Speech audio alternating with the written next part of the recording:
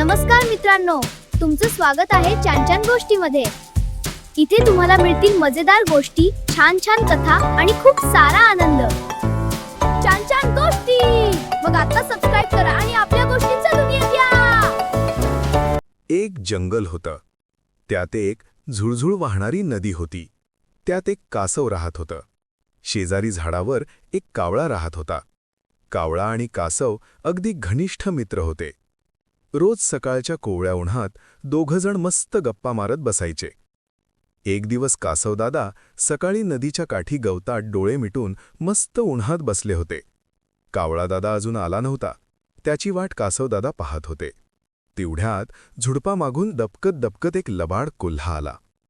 मस्त कासव डोळे मिटून पडला आहे, सकाळी सकाळी चांगली शिकार मिळणार हे पाहून कोल्हा मनोमन खूप खुश झाला आणि हळूवार पावलं टाकत पुढे आला।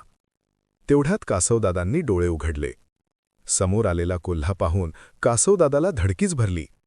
आता आपल्या गतीने पळणं काही शक्य नाही, म्हणून त्यांनी पटकन मान आणि तोंड पाठीवरच्या कवचाच्या आत घेतलं। तेवढ्यात कोल्ह्याने त्याला आपल्या दातात पकडलंच।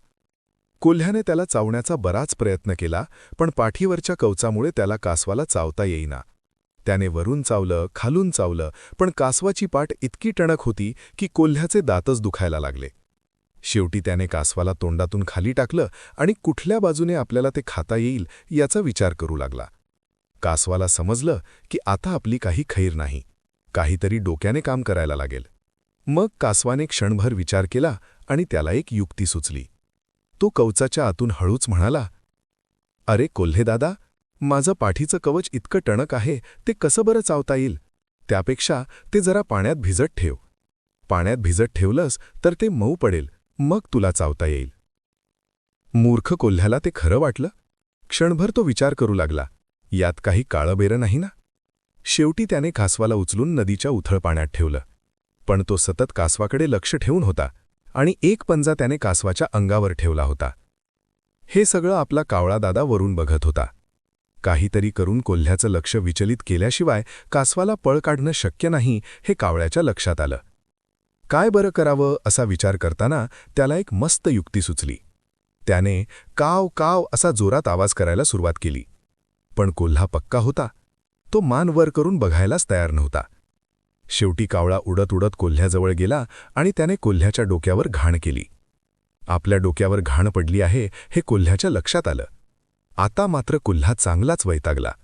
चिडून त्याने वर पाहिलं आणि ओरडला, "ए कावळ्या वेड्या, कळत नाही का? माझ्या डोक्यावर घाण करतोस? कशाला केली माझ्या डोक्यावर घाण?" कावळा म्हणाला, "अरे मी नाही, दुसरा कावळा असेल." कोल्हा म्हणाला, "नाही नाही, तूच होतास." कावळा म्हणाला, "जाऊ दे, हे बघ, तुझ्या पंजाने पुसून टाक। तुझं डोकं नदीच्या पाण्यात धुवून टाक." कोल्हा पण हुशार होता। त्याने कासवाच्या अंगावरचा पंजा न काढता दुसऱ्या पंजाने डोकं पुसलं। कावळा म्हणाला, "थोडं डावीकडे पुस."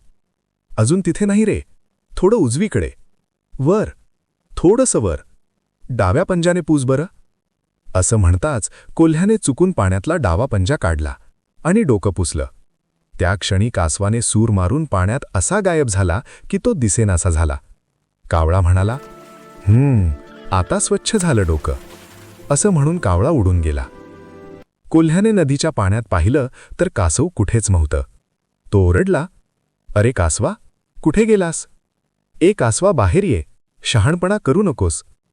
कासव मात्र नदीच्या पलीकडच्या बाजूने म्हणालं, "कोल्हेदादा, मी इथं आहे, येतोस का पकडायला?" असं म्हणून तो कोल्ह्याला चिडवत होता। कोल्हा चिडून तिथून निघून गेला।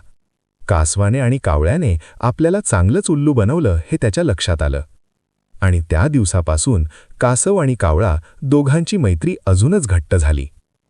गोष्ट कशी वाटली कमेंटमध्ये नक्की सांगा। चॅनलला लाईक आणि सबस्क्राईब करायला विसरू नका।